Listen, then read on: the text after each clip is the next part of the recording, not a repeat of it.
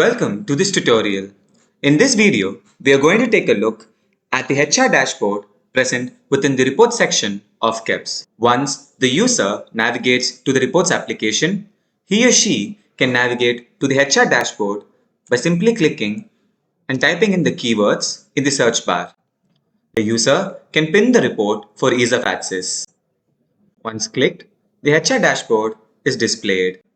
Here, the user can see the head count based on the type of employment of all the employees within the organization and various segregations of the head count in terms of work location, the vaccination rate, gender distribution, project distribution, the experience range of the employees, by the generation of the employees such as Gen Z, Gen Y and Gen X, the experience range, the exit data, and also various other statistics and particulars that can be very useful for the HR persona to have an overlook and the overview of all the organizational assets.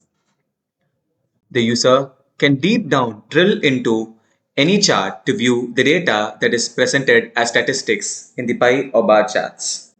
And a report of the same can be downloaded using the export all data option that can be present in all the charts. Finally, filters can be added and manipulated in order to configure and retrieve data based on condition.